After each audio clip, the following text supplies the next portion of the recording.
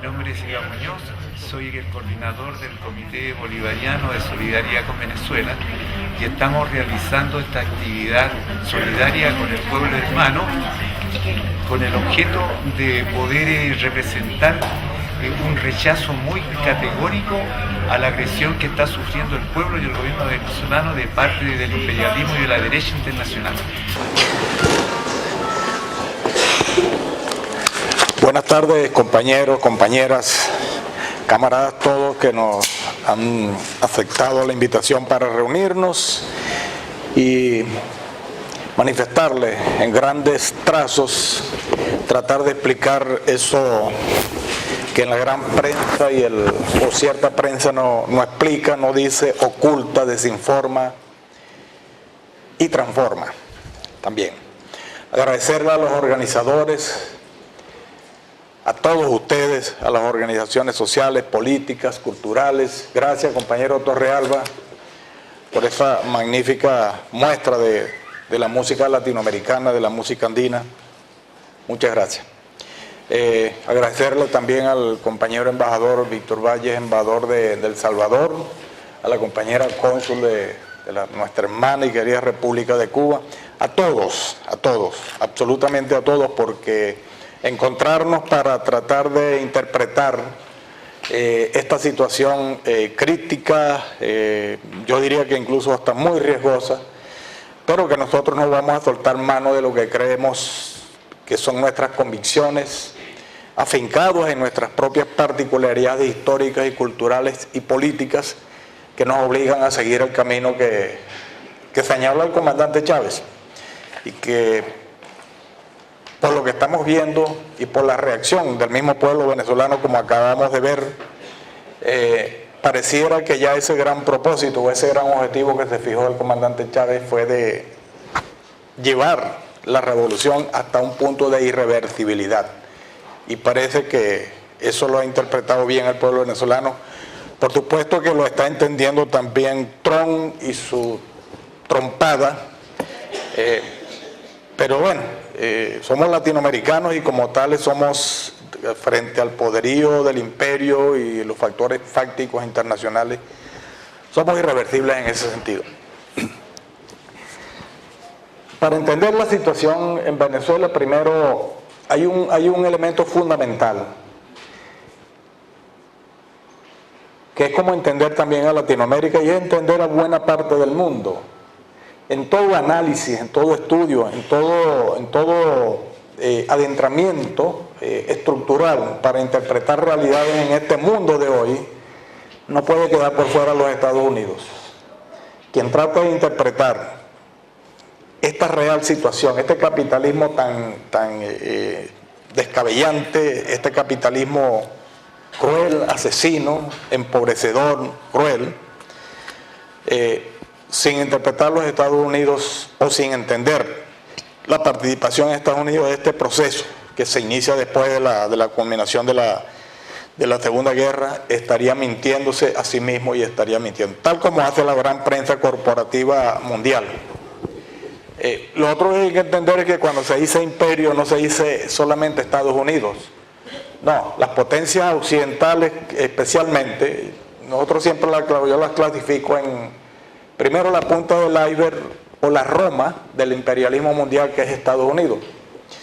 Pero después vienen una subcategoría o una primera subcategoría conformada por Inglaterra, Francia, Alemania, Israel, Nueva Zelanda, etc. Y después viene una tercera categoría donde pudiéramos ubicar a Italia, a España, Australia, y después viene una cantidad de otros países cuyos gobiernos obedecen fielmente a Europa. Por ejemplo, esa Europa que hasta la Segunda Guerra Mundial era cuna de la cultura, cuna de mucha de nuestra cultura occidental. Hoy nos encontramos con una Europa entregada, pisoteada por la OTAN, y pareciera que los europeos se acostumbraron a eso y pareciera que cada vez les gusta más la OTAN. Y por eso piden a cada momento que la OTAN aumente su presencia, aumente sus tropas, aumente sus tanques, sus cañones y sus navíos en Europa. Bueno, Así piensan los europeos, así piensan estas élites que dominan a la cuna de la cultura occidental judeocristiana. Entonces lo primero hay que entender es que no es solamente Estados Unidos, son una cantidad de países y es una cantidad de elementos fundamentales que le dan estructura al el poderío político que deviene del poder, el poderío económico. Ahí encontramos, incluso interpretando de los documentos de Santa Fe, pero encontramos entonces factores fácticos, criminales, como son el Fondo Monetario Internacional, el Banco Mundial, el Club de Bilderberg, el Club de París, todos los clubes habidos y por haber, que se han enganchado en una operación sostenida de dominio sobre el mundo. Quien piense que lo del Club de Bilderberg, porque siempre están las teorías de la conspiración o las teorías conspiranoicas, pero negar la existencia, y no tanto la existencia, sino negar la prevalencia de la acción de factores fácticos, perversos, como es el Banco Mundial, el Fondo Monetario Internacional, el Club de Bilderberg, etc. La Organización Mundial del Comercio. Negarlo es precisamente negarse a una realidad y acomodarse a lo que pareciera que a veces hace infecundo incluso el sentimiento y el espíritu de la gente cuando se entrega de gratis o gratuitamente a los designios de este gran poder mundial como es el imperialismo entendido en todas sus dimensiones, no solamente desde los gobiernos, de los estados, sino de una estructura ideológica, una estructura política y una estructura cultural que quizás es la más peligrosa, porque esa es la que nos lleva lleva a las sociedades, a los países, a las naciones, a arrastrarse frente a esto. Entonces ese es el primer elemento. El segundo elemento es que cuando se habla de Venezuela, hoy venía en la tarde, cuando venía hacia acá, venía escuchando un informe que me llega de Caracas, que las dos primeras noticias que tomaron el trending topic en el Twitter durante las últimas 48 horas fueron dos. La bomba de hidrógeno del gobierno norcoreano y los 200 millones de Lilian Tintori. Cuando uno trata de ver, bueno, pero ¿por qué? Bueno, porque somos los favoritos de la prensa internacional, somos los favoritos predilectos de esos poderes fácticos, por muchas razones. Ahora explicaré muy rápidamente que no es solo el petróleo, incluso yo pienso en lo personal que no es el petróleo lo más importante. No rebato a lo que pueda decir porque por supuesto la libertad de expresión y la libertad de pensamiento y del análisis, introducirse en todos estos temas, pero que al lado de la bomba de hidrógeno de los norcoreanos estén los 200 millones de bolívares de Lilian Tintori es llamativo, ¿no? Entonces, cuando la prensa dice y desdice y ataca y uno se pregunta, bueno, pero ¿por qué Venezuela? Entonces inmediatamente quienes no conozcan Venezuela, no conozcan mi país, no han ido a mi país, no han leído sobre nuestra historia, sobre nuestra geografía, etcétera. A lo mejor se imaginan a Venezuela un país grandote, se imaginan algo un poco más pequeño que Brasil, quizás un poco menos pequeño. Déjame decirle que nosotros en términos de territorio, Venezuela, en este continente, incluyendo Estados Unidos y Canadá, somos el 9º país. Somos apenas un poco más grandes que Chile, pero incluso Bolivia y Perú son más grandes, y Colombia son más grandes en términos de territorio que Venezuela. Y en términos de población somos el 8º país. Si nos vamos por vía del poder armado, déjeme decirle que creo, porque por supuesto como embajador lo debo analizarlo y estudiarlo, que el poderío militar de Chile con 17 millones de habitantes es superior al poderío militar de Venezuela con 30 millones de habitantes. Así que no somos un peligro para nadie. Llama la atención entonces que el presidente del mundo, Obama, declara a Venezuela como una potencia inusual y extraordinaria contra la seguridad de los Estados Unidos. Uno ve eso y si no se adentra, uno no tiene capacidad de asombro ante tamaña ridiculez. Y cuando uno ve al nuevo presidente del mundo, Donald Trump, amenazando militarmente a Venezuela, entonces uno yo creo que deberíamos comenzar a preguntarnos en serio, estructurando pensamientos del por qué ocurren estas cosas. El otro elemento fundamental es que en qué momento está viviendo los Estados Unidos. Estados Unidos tiene o ha tenido desde su fundación, ha tenido esos, ustedes le dicen cucos, creo, esos asombros, esos fantasmas que tanto molestan. Tres grandes cucos. Primero, el surgimiento de China. De hace 200 años, en Estados Unidos se habla del temor, o se habla con temor, con preocupación sobre el surgimiento de la potencia china. Quizás ellos visualizaron lo que hoy se está haciendo presente. Para el 2050 se calculaba que China llegaría a ser la primera potencia económica del mundo. Pero resulta que a partir del 2014 ya China es la segunda potencia económica del mundo, pero es el primer país exportador del mundo.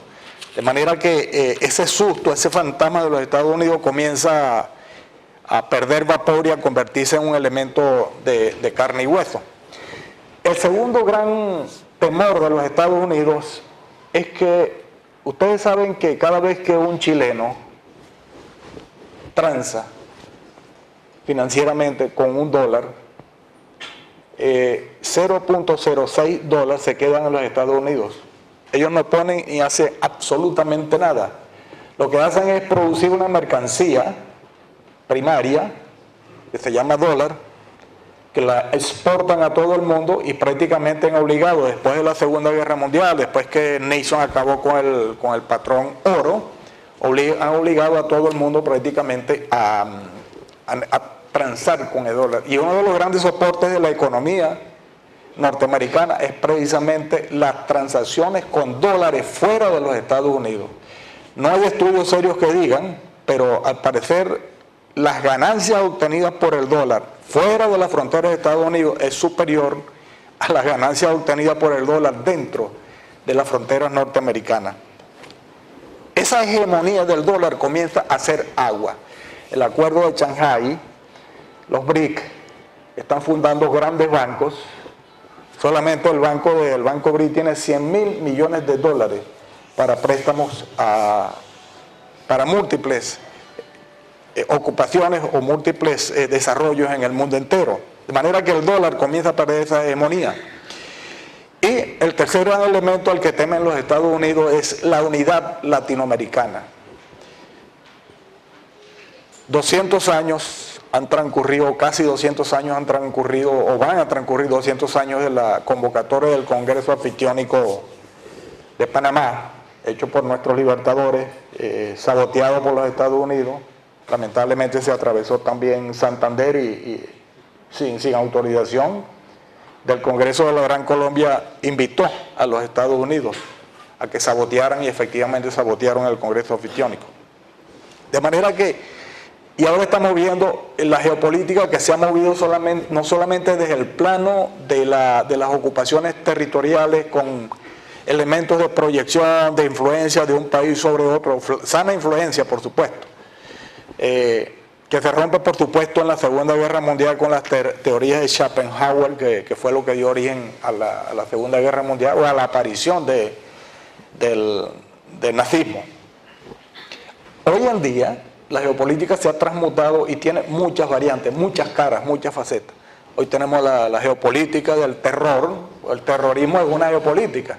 El terrorismo como lo conocemos hoy no surge ni siquiera de unas bases religiosas como se nos hace creer, no surge de bases culturales con aquello de que el fin de la civilización o el fin de la historia como lo tildaba Francis Fukuyama, no.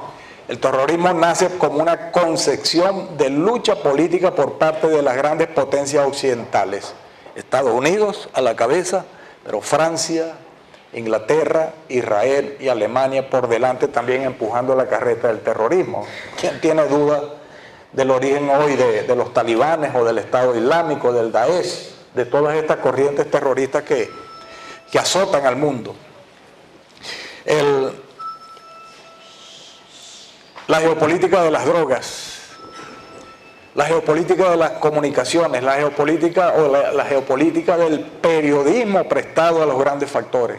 En fin, en todas esas ramas de esta geopolítica y en estos grandes acosos sentimentales de los Estados Unidos está atravesado un pequeño país, noveno en este continente en territorio, octavo en población, y unas fuerzas armadas pequeñas como la nuestra, atravesado como un país nodal. De manera que Venezuela se ha convertido en un país nodal, en un objetivo multidimensional, y lo que ha tratado los Estados Unidos y sus aliados es de rendirnos a los venezolanos, rendirnos por agotamiento, con una estrategia de saturación política, de saturación comunicacional, de saturación económica, etc. Bueno, ahí